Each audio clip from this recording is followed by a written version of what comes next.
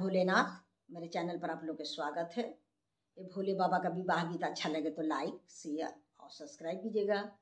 Comment भी करके बताइएगा। बासाहा चढ़ला बौरा हवा हे माई गौरी के दुल्हवा, बासाहा चढ़ला बौरा हवा हे माई गौरी के दुल्हवा,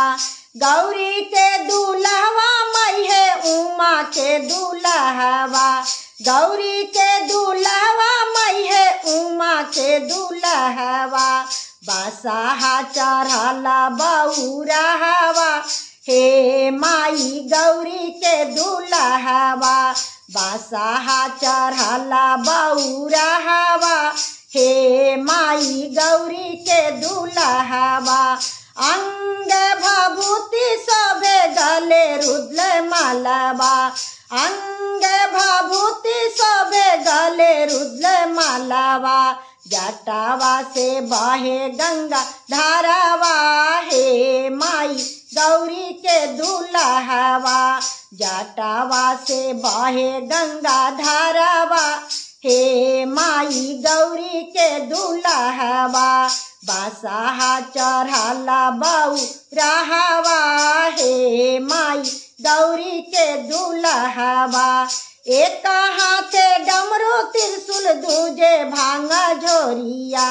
एक हाथे डमरू त्रिशूल दूजे भांगा झोरिया, सांगावा में नाच है जोगिनिया हे माई गौरी के दुल्हवा, सांगावा में भूतावा परेतावा हे माई गौरी के दुल्हवा, बासाहा चढ़ला बौरा हवा हे माई गौरी के दुल्हवा, बासाहा चढ़ला बौरा हवा हे माई गौरी के दुल्हवा, जब ये महादेव लगले दुआरिया, जब हे महादेव लगले दुआरिया, परीक्षा न चलली मैना माइया हे माई गौरी के दुल्हवा, परीक्षा न अली मैना माइया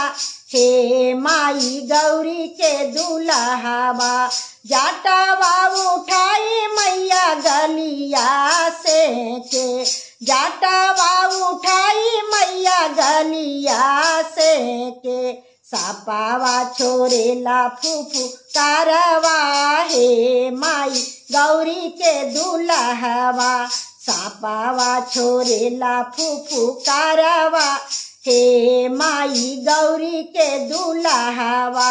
बासाहा चढ़ला माता वालावा हे माई गौरी के दुल्हवा, बासाहा चढ़ला बौरा हवा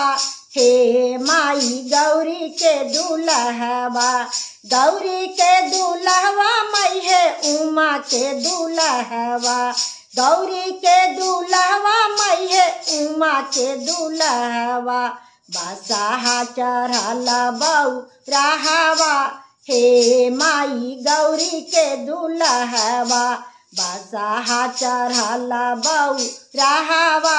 हे माई गौरी के दुल्हवा।